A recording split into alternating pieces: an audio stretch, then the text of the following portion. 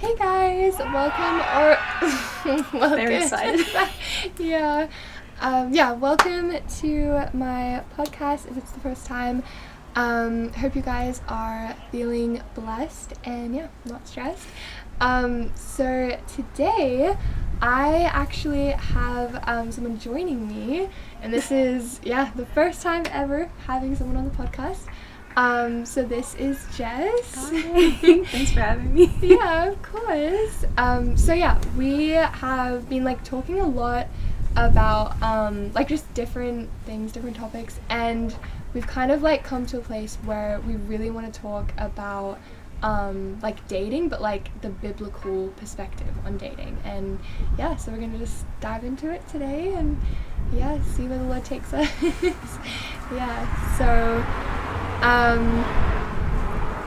There's been really a lot of thoughts that I've had on it. I feel like we can maybe start from a place of, I don't know, just sharing on our own thoughts on it so far. Or do you want to say what brought you into the space of wanting to talk about dating? And okay.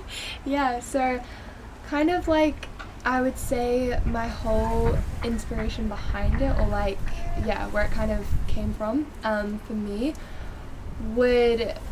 I would just say it stemmed from a place of very much having this perspective of intimacy with Christ and really diving deep into that, but then looking at the other side of things where it's okay, then what does it look like in a practical way to have a relationship that's Christ-centered, and but not really focusing on pursuing a relationship with someone, but really waiting for the Lord to bring that right person. But I think it came from a place of really wanting to just really discover what is that true biblical way of dating. But I would say, even I don't think it's dating, but I feel it's more courtship, which is what I was hoping to really dive into. I find for me personally, when I'm actually looking at topics and seeing what Jesus would think or anything along those lines, I see him as so countercultural.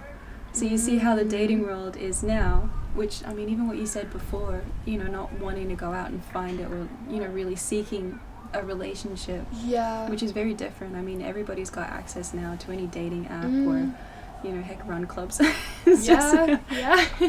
But both men and women are we're not desperately searching, but we are searching for it. And you've got your eyes open. Everybody wants that kind of connection. But then you think about how easy, or I don't want to say easy is the wrong word, how quick people want it. I think when you think about dating, you've got the same, especially from a world's perspective, you've got access to that person in the same way that you would in marriage. You've got their time, you've got their attention, you've got that kind of level of intimacy as well, with the emotional and that kind of thing. You've really got that. Whereas I think the invitation, if you look at it as courtship, like what you're saying before, is it's still got that, it's almost like a friendship, but it's a different type of, it's, okay, look, I'm interested in you, so I want to pursue you, but in a way that is still respectful, that it's not going to elevate me in terms of your priorities, to still make sure that we're walking in a way that respects each other without, I think, what's the words? But do you get what I mean? Without compromising, or I suppose that's, or it's kind of, I think with dating, there's a certain element of it where it comes with a lot of responsibility. So if you've got a boyfriend, it's harder to break up with somebody who's your boyfriend, because it's okay, well, we've invested X amount of time, we've done this thing, or we've made it this work, or we're going to go through here. Whereas I think with courting, because you're doing it in such an innocent way, you're saying, hey, for a time, I'm going to get to know you, we're going to do it in a way that is friendly and respectful, and we're not going to cross a certain line, not in a physical sense, but in this, hey, I'm not going to look at you as you're my answer to something. Instead we're just going to see, hey, do we actually like each other? No. Okay, cool. Which is what dating, I think, should have been. You go on a couple of dates here and there, but then now you got the boyfriend, you got a situationship, you got all of these different things that are different labels for it, versus the innocence of what courtship has to offer. True. You know? Yes. yeah, I don't know, what do you think? Yeah, no, I think 100%, because I feel often, what happens is, I think it's almost like with dating per se, with like very much that desire of like, oh, I just want a boyfriend, I just want a girlfriend. It's like coming from that place of you're trying to find fulfillment in a man, rather, or a woman, rather than already being like content and knowing who you are in Christ, and that being like enough that then you don't need to, like try to search for it. Or but then it's also the balance of, okay, but what actually is the definition of a true like intimate, or like a true relationship that is founded on Christ? Like that's, what does that look like? That's a really good question. I suppose, I wonder if that comes down to a case of boundaries and what your conversation center around, and whether both of you actually have the same direction that you want to go. I understand that, the whole be equally yoked and stuff, but having that same direction in life. Yeah. If you're keeping Jesus at the center, you've got the kind of that little triangle situation. You've got you, him, Jesus. I think that's how you keep Jesus at the center, is if you're both walking towards him. Yeah. I think it's one of those, I don't know, to me, when you're in it, it's different. Because there's so many things. You're dealing with a whole other person. They have their way of seeing the world, and then they have their own relationship with Jesus, and it's whether you're having those difficult conversations. Okay, where do you stand? Where do I stand? Can we work out with this? Do we get along with family? Do you have the same value, or that kind of... But if you go too quickly in the dating, or you get too involved too soon, then how do you have those conversations without it feeling like there's a bigger risk? But then I suppose that's where if you're preparing for a relationship as somebody who is already with Jesus, then it comes to a point of, okay, am I secure enough in who I am and who Jesus is and who I am with Jesus, that whoever is presented to me, I'm not going to stop and go, okay, well, this is fun, like, let's just do this way, or hey, I'm okay with letting this slide, or I'm okay with moving as close to this line so that I can have this person. And really making sure your standards are there, because you know your worth in Christ, and you also know I think your identity is where that really I think if you've got those that foundation, then whoever it is that is going to enter your life, it's easy to be like, okay, you've got that discernment.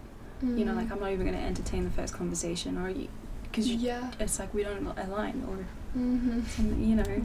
that's how I see it. 100%. And I think, like, I don't know, I would say, like, something I always think about is really, like, there's such a narrative in culture where it's like you're trying to find yourself in, the world, in, like, all the pleasures of the world, or just the ways of this world.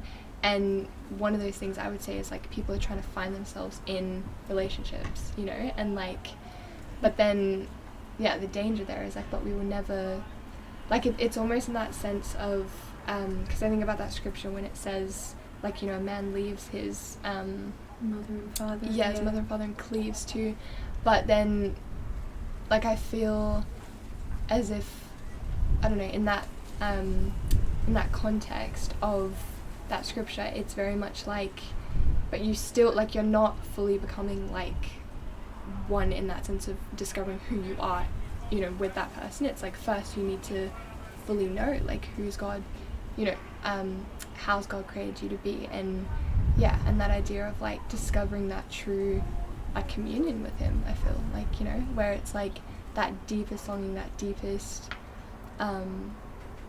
like, craving in your heart, like, is fulfilled in him, like, knowing him as bridegroom. And because I feel even, like, I don't know, I'm like, there's not that many scriptures that do speak so directly about dating, or courtship, or, like, I've never even seen courtship. I mean, the longest dating was like Jacob with Rachel for 14 years. Ooh. That's a long time. Exactly. But you don't get details. You don't know how many times if they ever talked, or you don't get Yeah. Yeah. Yeah. I know, and that's what, like, because I remember seeing something that, like, this person was talking about the whole idea of God's heart behind, like, marriages, and how, because it was never for, like, you know, what the world today says, like, just to have fun, just to, you know, feel good, or, like, it was never about that. It's like, no, God had that desire for us to have, you know, a partner, for us to have, like, you know, someone as that helper, or, you know, I mean, for the wife to be the helper, the husband to be somebody to go through life with. Yeah, like, to, yeah, just have that fellowship and intimacy, but then it's a reflection of what we already should have in Christ. But then I constantly think about it, and it's like what this person was saying, I actually kind of forgot what I was saying, because they were mentioning about what was it? I actually completely forgot. I had a full mind blank. It's okay. It'll come back. Yeah. It's funny. It's amazing how that happens, eh? And you're like, okay, it's gone now. Yeah, I know. 3 days later, wait. Yeah. Yeah. Oh, it's actually so annoying. I did, right now I've done the same thing. Yeah. I like what you said earlier.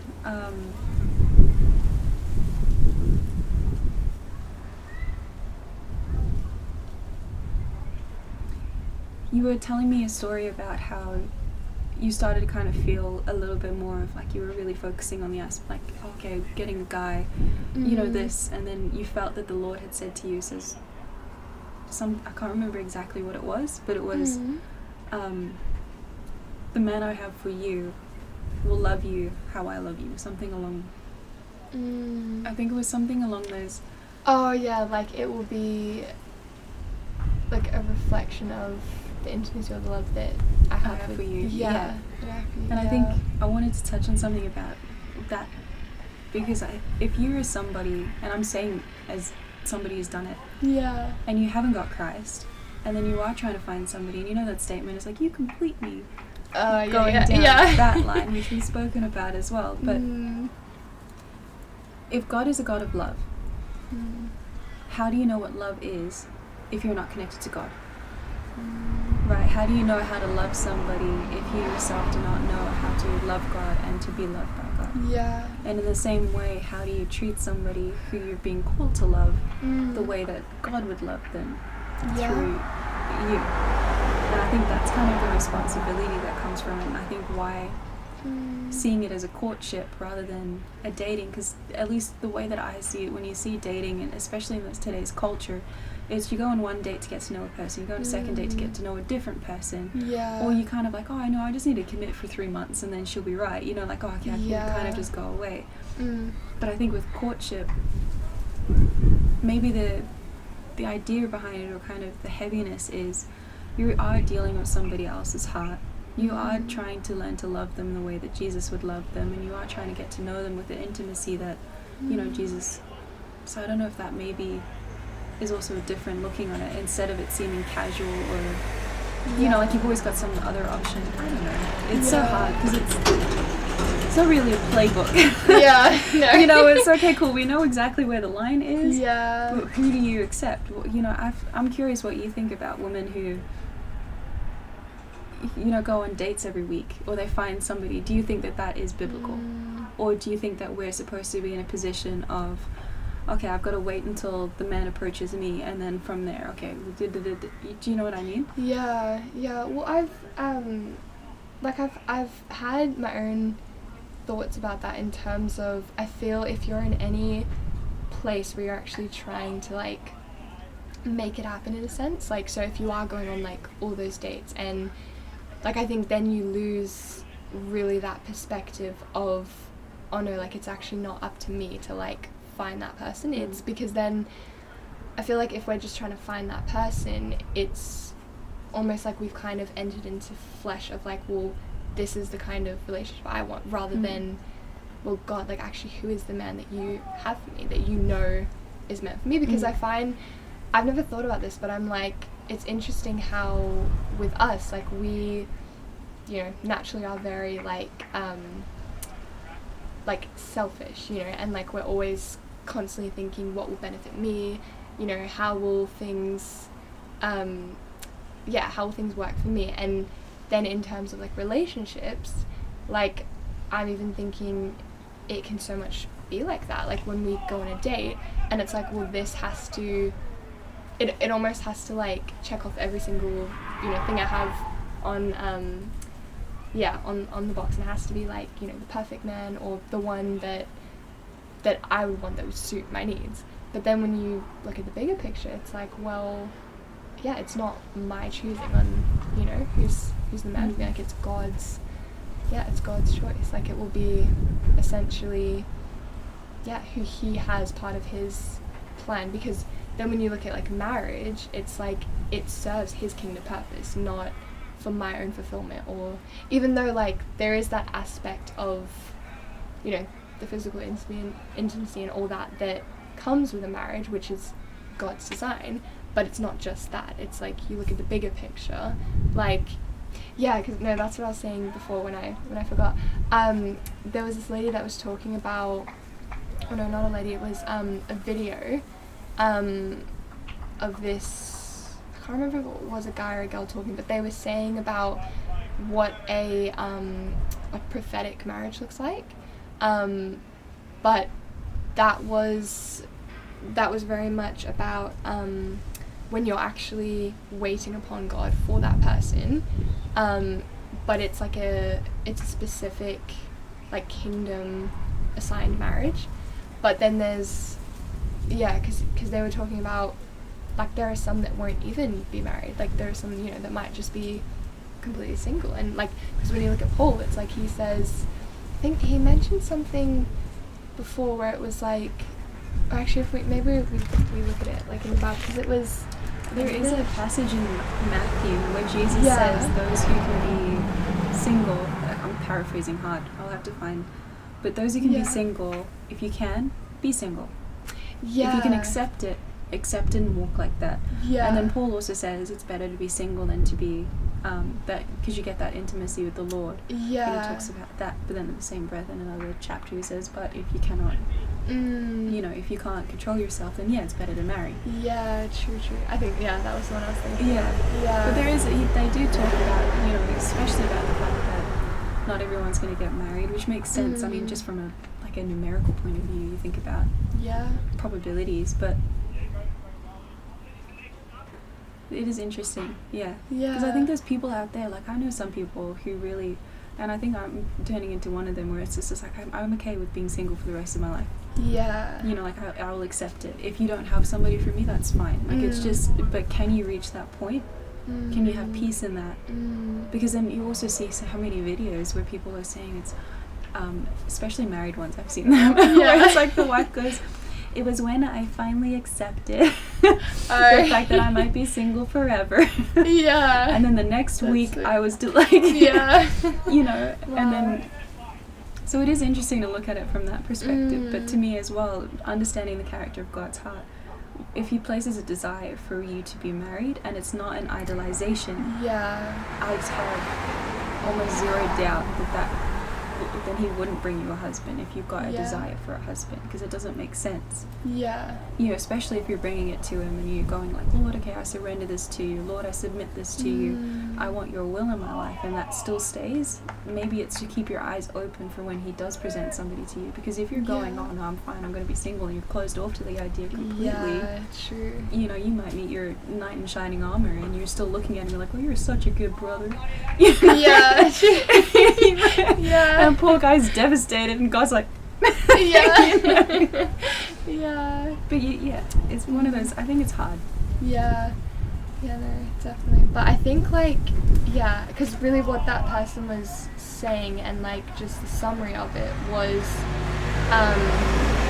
very much like marriage in God's eyes. Like it was never about, just like it was never about to just serve like yourself. It was obviously for that partnership for the both of you, but it's really a whole not like a vehicle, but like it's a representation of like who he is, because like even when you look at like the different aspects of marriage, it's like you very much can see like God's hand in it. Like you see his nature, you see, you know, like, because even I think about like Ephesians 5, I think it is, where it speaks about how like Christ is the head and all that, but then when like Paul's addressing the husbands and the wives, and he says like, you know, wives submit to your husbands, and husbands as this is as husbands love your wives as Christ loves the church.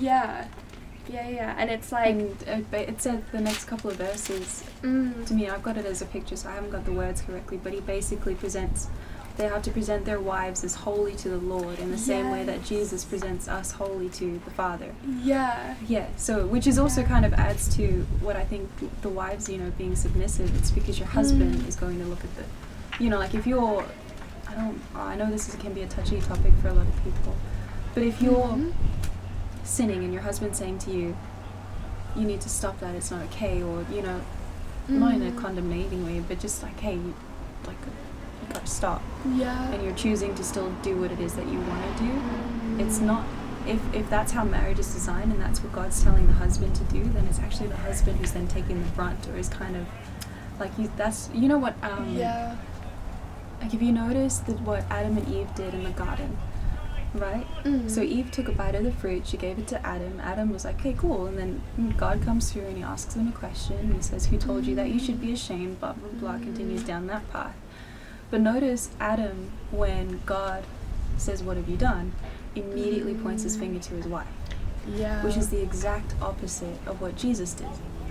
True. It's the exact opposite. So now our husbands are called to do, but then also part of the curse that we received as women is that we would want to dominion and control over our husbands.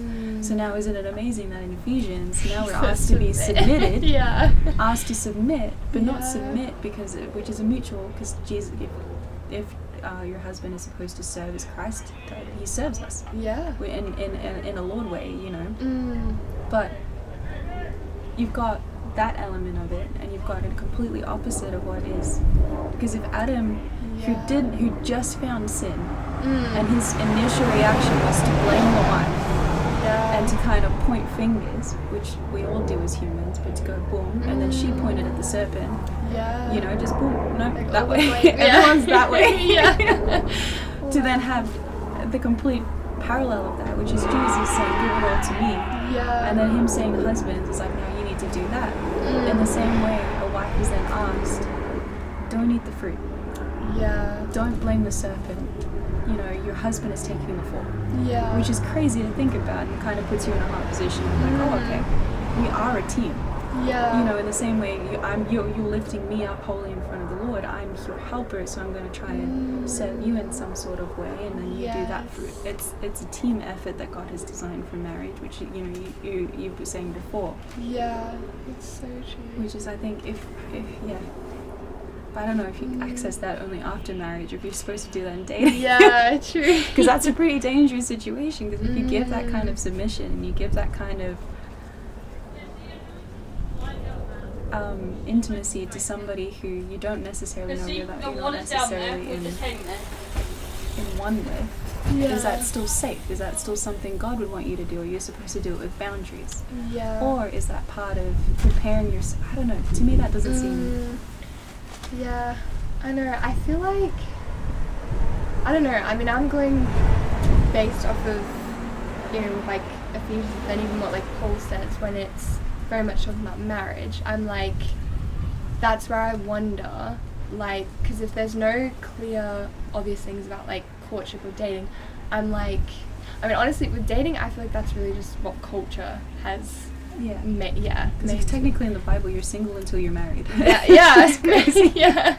No, it's true. So I feel like it is kind of that place of, like you're not really, there's no real like intentions if you're like in courtship, but it really is just to get to know that person. And because I find even like, I don't know, I feel like with like having such a strong desire of like wanting to be with someone, there's always then like that impulse, or that, you know, like you're not, because you're just thinking about self and how can I, you know, like feel good in this. And so then you're not really considering like the waiting, the discerning, the seeing, is this actually who you have for me? Or so I feel like courtship, that's where it's like forces you to wait. And it sounds so biblical, because it's like then like I'm actually posturing myself in a stillness, in a place of like really hearing from the Lord, rather than just rushing like going rather than jumping straight in. But I even feel like I've noticed something for me, and like I think like it might speak to a lot of people, is like the aspect of kind of not wanting anything to do with like boys, or like not wanting to even kind of like explore with being open to like a relationship, but I feel like a lot of that can come from like previous experiences, and that's why it's like I would give this kind of advice to people that are maybe in that place of like, oh well, like I have that desire, but then I'm like almost that fear of like going into a relationship, because you're like, oh well, I've experienced this, and you know, like I don't know what to expect. But I feel like the main thing that I would say is, because I know this is what it's been for me, is like discover like him as bridegroom first, and really like find that first love, find that, you know, like just like a burning heart for him, where you're so satisfied with him that when, you know, he maybe does have someone for you, it's like you just get so consumed with him that like then, and almost then it brings like clarity like for like the marriage that he might have planned for you, like then you're not so confused or making it like self-centered, or because I suppose if you know what it's like to be loved by Jesus as a husband, you'll understand what it looks like for a man to be a husband. 100%. Yes. But I even like, I find it interesting with like the whole aspect of like for a man kind of like dominating over the wife, or not even the wife, but like dominating over, you know, in the relationship. Because I don't know, I feel, going back to what we were saying about that whole thing of like, do you really think that partnership and that place of not it being equal, but kind of like the balancing out of the woman and the man in that kind of like in that kind of design that God's made for marriage, but that like should it be like that then for courtship, or when you're just getting to know that person? And I don't know, I feel like maybe it could be like that, because like here's the thing, if you're actually like, I won't say dating, but if you're like in that place of courtship where it's like, okay, I don't know if I'm gonna marry this person, but like I do feel maybe God's saying like, this is the person, so that like I don't know, this is kind of what I'm thinking. It's like, well, if God is confirming that and you love that person, it's like, no, you're not married yet, but like it, like in the case of getting engaged, like, because I'm even wondering though if like getting engaged is kind of that courtship, because then, you know, it's like that in between where it's like, you know, you're definitely going to be with this person, you know, because that's God's confirmed it, you do love them, so it's like it's almost as if it's not the same as marriage, because you're not fully in that covenant yet, but you're preparing for it. You're getting your finances together, you're getting your family together, you're actually seeing a life built with one another. Because it, like, I don't know, it's almost like with like being engaged, you have these boundaries, but even in like, I don't know, I'm wondering like even in marriage, like you would have boundaries still though, like it would just change, because then it's like, I don't know, because you're not really, because like you're certain like, well, this is the person I'm going to be with, you know, forever. So I think, I don't know. for me personally, I think in a practical way and the way that I see it, if we're with everything, we have to consider God's character and God's heart and our intentions behind everything. So I'm going to give an example. It's if let's say I meet someone as a friend, and then from that friendship, you know, it's random conversations, blah blah blah blah, but we're like, hey, we gel really well together. You know, there's something about like you have my weaknesses, you have strengths for my weak, you know, vice versa. Yeah. Hey, we actually get along really really well. I find it easy to connect with you. Okay, now I'm starting to like you. Okay, cool. Hey, you know, let's say he now actually, because I would be like, okay, as the woman, I'd want to be pursued. Yeah. Right? Obviously, not running away, but like. Yeah. So let's say, okay, cool. So he's like, okay, I really like this woman. I'm gonna pursue her. God, can I pursue your daughter? Right? Me going, you know, Father, should I allow him? You know, that kind of submission in every single step. And then let's say, okay, cool, the answer we feel is yes. Comes with grace, it comes with peace. Then you're going on dates. So in that, technically, you're doing worldly dating. Yeah. But it will have to be with a completely different set of rules. Like for me, it would be, okay, cool. You're always hanging out in public. We're not doing like the watching movies in your bedroom kind of thing. You know, like I'm saying as a personal, okay, cool, why? Because that invites a certain situation, or that's really intimate.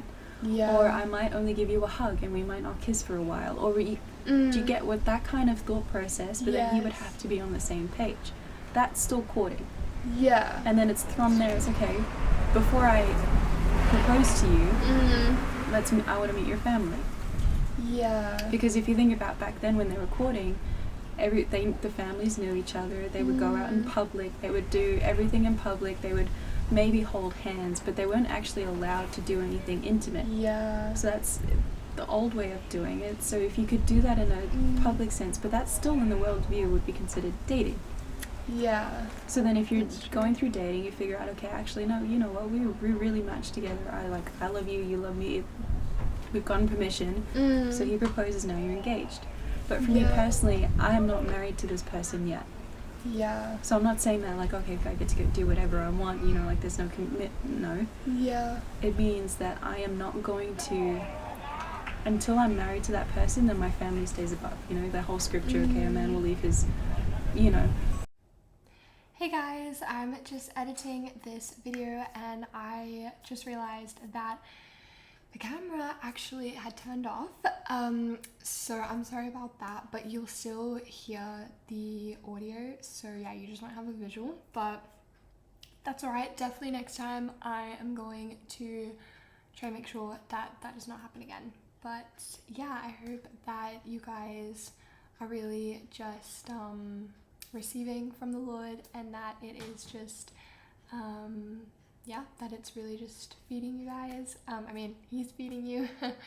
And yeah, that you're just being blessed by what you're hearing, and that the Holy Spirit would just really move, you know, in your hearts, in our hearts. We would just have more of him like it always should be.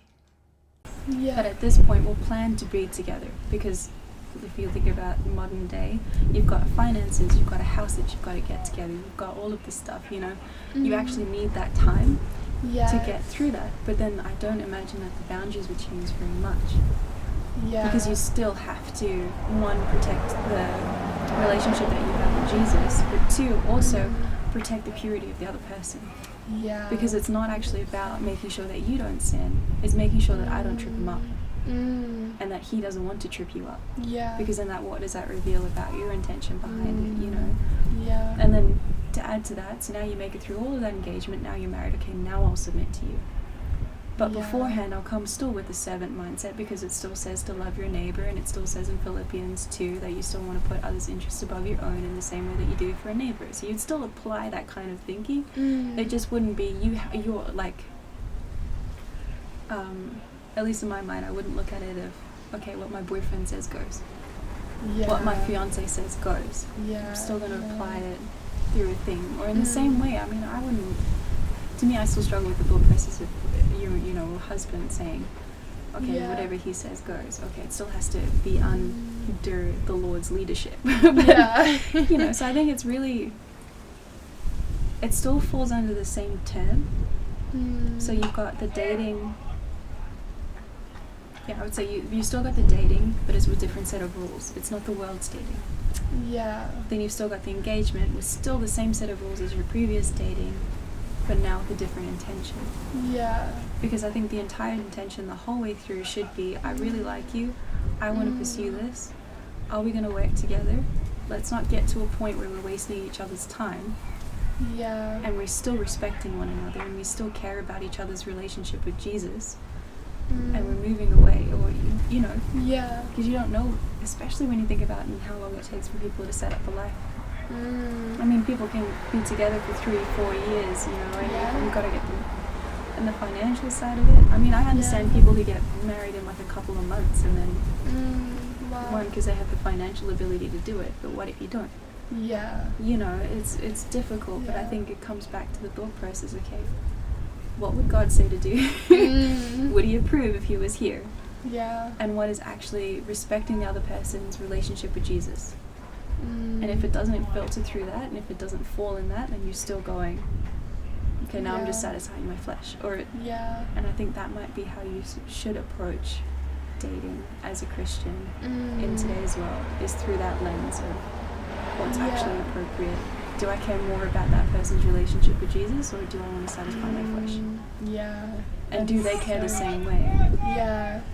Yeah. No, it's true. So it really is like as if there's nothing wrong with dating per se, but it's more like, the worldly version of dating, because, I think it's true, like with anything, it's really, like, the enemy can take something that's so beautiful and that God's made, pure and holy and sacred, and then he, like, perverts it and, defiles it. And he only has to twist it a little bit before it comes off. Yeah. Just a little bit. Yeah. Take God's timing out of it, now it's lust. Yeah. Yeah. True. Take it out of a specific circumstance, now it's sin. Yeah. So it's interesting how that works. Hey guys, well, I hope that you have really been blessed by this week's episode, which was, just diving deep into dating. And by the way, guys, just wanted to let you know that there potentially may be a young adult podcast that we are going to be starting. It's going to be through my church, Open Church. So stay tuned for that.